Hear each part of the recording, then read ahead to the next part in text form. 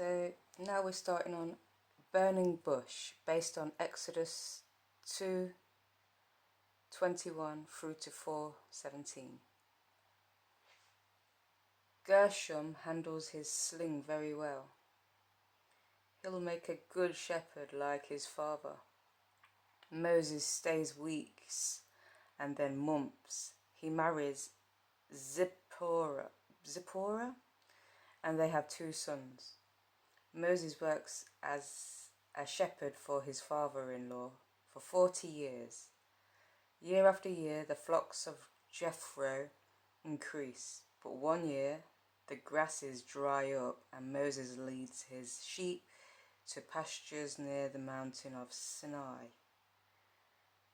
But even after all these years, Moses cannot forget the Hebrew people in Egypt. I wonder if Pharaoh is still alive, and what has become of my sisters Miriam and my brother Aaron. Moses wonders. He wonders too about the Hebrew slaves still struggling under the whips of Egyptian rulers. One day he looks up to see a strange sight on a mountain, Sinai. Moses says, "A bush on fire, yet it's not burning up." He steps closer and then stops. A voice from the fiery bush calls out, "Moses." Moses says, "I'm here." Once again Moses starts toward the bush, but the same voice warns him, "Don't come any nearer. Take off your shoes because you are standing on holy ground." So he takes off his shoe sandals. "I am the God of your father and the God of your ancestors, Abraham, Isaac, and Jacob." Moses hides his face in fear at being addressed by the one true God. "I have seen my people suffer in Egypt, and I have come down to save them. I want you to bring them out of that land. Then you will lead them to a new home, a land flowing with milk and honey. Now go, I am sending you to Pharaoh." Moses says, "Who am I to speak to Pharaoh of Egypt? Who am I to lead the Hebrews? I am not a leader." God says, "I am your leader, and I am with you. Believe me that you and the Israelites will come to worship me on this very mountain. Moses says, "I am not a prophet or a priest. What if they ask me your name?" "I am who I am, and I will perform my wonders against the Egyptians." Moses says, "What if they don't believe me?" "Throw your staff on the ground." Moses' staff immediately turns into a venomous snake. He runs in terror. Well, I would, wouldn't you? I love snakes, but I'd be scared. God calls Moses to come back. Then he tells Moses to pick up the snake. Trembling at the powers of God, Moses obeys. The Lord has given Moses the power to do this miracle and 2 others, so he can make the people believe still. Moses is afraid. Moses says, "I am not a good speaker. I can't do this job." But God is tired of Moses' excuses. "I made your mouth, didn't I? I can make you speak with it too. But very well, I am sending your brother Aaron to meet you. I would help you both speak. Now go." So now they're going to speak with Aaron's voice helping. Meantime, in the slave huts of Egypt, the Hebrews are crying out to God to help them. Spokesman for God based on Exodus 4:27 through to 7:11. While Aaron, the brother of Moses, is praying, God speaks to him. "Go into the wilderness to meet Moses." It's page 133. Aaron is surprised by the strange command, but unlike Moses, he obeys without complaint. He heads out alone in the wilderness. Aaron says to himself, I don't even know where the wilderness Moses is. I hope I'm going the right way. Aaron eventually winds up at Mount Sinai. Moses is waiting for him. Brother, I've been watching for you. God told me you would come. Quickly, Moses explains that God has called them to lead the Hebrews out of the slavery in Egypt. They travelled together to talk to the elders of Israel in Egypt. Moses performs the miracles God gave him, and the elders believe. Aaron says, tomorrow we'll take God's message to Pharaoh.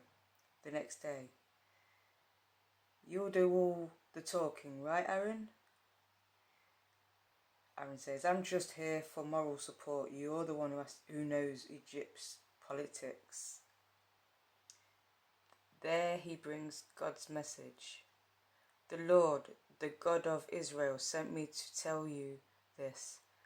Let my people go so they can worship me in the desert. I don't want. The Pharaoh says, I don't know your Lord, and I certainly don't have to obey him. Now get back to work. You lazy slaves think you can tell me what to do. I'll show you who's boss.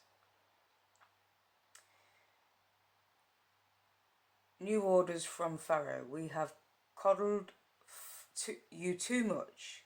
From now on, we won't be providing you with straw to make your bricks. You'll have to cut your own from the fields. And you must still make 50 bricks a day. Why aren't you meeting your quota, you lazy Hebrews? You didn't make enough bricks yesterday either. This was all the straw I could find. I'm trying. It's not fair to ask the same amount of bricks when we have to do twice the work. The Hebrew leaders complained to Moses.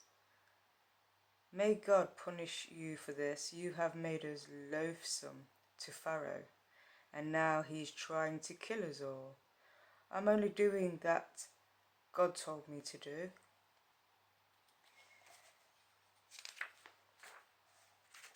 The Israelites no longer believe Moses, and when he complains to God, God only tells him to visit Pharaoh again. Though Moses is sure Pharaoh will not listen to him, he obeys. The Pharaoh says, have you come back to beg for mercy? No, but to show you the power of God. Aaron throws the staff to the ground where it transformed into a serpent. The Pharaoh said, very clever, but my magicians can do the same. See? The plagues based on Exodus 7:12, 10:20. But while Pharaoh watches, the serpent of Aaron swallows the serpent of the Egyptians' magicians through disappointment. Pharaoh refuses to admit that Moses' God is more powerful than the God of Egypt. Again, Moses asks for God's help, and again, God tells him what to do in the morning. Moses and Aaron meet Pharaoh on the bank of the river Nile. The Pharaoh says, don't you have anything better to do than bother me during my morning bath? Because you won't let the Hebrews go, the river will be turned to blood. At Moses' command, Aaron strikes the water with his rod, and the water turns red. The Pharaoh says, My sorcerers, can you do the same thing? If they're such great sorcerers, why don't they turn the Nile back to water? But this they cannot do, and the Nile remains blood for 7 days. Ooh. Egyptian women are unable to wash their clothes in the bloody river. Men have to dig wells to find drinking water. Finally, the river is clear again, but still Pharaoh will not listen to Moses' plea. And so God sends a different plague in the streets of the city. Frogs, millions of them, everywhere. And in Egyptian homes. Eek, my flour is ruined. Even in the palace, the Pharaoh says, I can't stand these filthy creatures. Send for Moses and Aaron. Ask your God to take away the frogs, and I will let the Hebrews go. It will be as you say. But when the frogs are gone, Pharaoh breaks his promise, so God proceeds with his next wonder. God torments the Egyptians with a plague of gnats. They infest everything. The Egyptians can't get them out of their houses, their hair, even their beds. Pharaoh tries to bargain with Moses, but Moses stands firm in his request. Once again, Pharaoh promises to free the Hebrews, but when the gnats are gone, he hardens his heart again. Promises, but not living to the promises. As if the gnats weren't bad enough, God follows them with a plague of flies. Flies are in everything. The Egyptians can't keep them off their food, off their faces. But no flies trouble the Hebrews in Goshen. The Pharaoh says, can't you worship your God here? No. Okay, you can go. But like before, Pharaoh changes his mind and God sends disease upon the Egyptian animals and livestock. Many of them die, but Pharaoh's heart is unyielding. God gives Moses his next instruction. He and Aaron interrupt Pharaoh's court and throw soot in the air. Immediately, Pharaoh and his advisors break out in a painful sores and boils. The rest of Egypt is struck with the same disease as well, but Pharaoh stubbornly refuses to recognize God's power and authority. Father, why were the slave drivers so cruel today? They are always cruel, son, but right now they are angry to be suffering from terrible boils while we remain healthy and strong. Still, Pharaoh keeps the Hebrews in Egypt, so a terrible storm strikes. Hailstones as big as fists. Throughout the land, the Egyptian farmers watch the storm with terror. Our crops are ruined. But no hail falls in Goshen where the Hebrews live. Pharaoh calls Moses to him. The Pharaoh says, I have sinned. The Lord is right and I am wrong. Pray to the Lord for us. We have had enough of the hail, and I will let you go. But just like every other time, once the plague is lifted, Pharaoh changes his mind. This Pharaoh is beginning to be very annoying to me. How long will you refuse to humble yourself? Let my people go, or I will send locusts to destroy everything that's left alive in the land. Pharaoh's advisors agree with Moses. Please, just let the Hebrews go already. Don't you realize that these plagues have left Egypt in ruins? Already it will take us years to recover from them. Begrudgingly, Pharaoh calls back Moses to him. Moses goes to Pharaoh and Pharaoh says, fine, worship your Lord.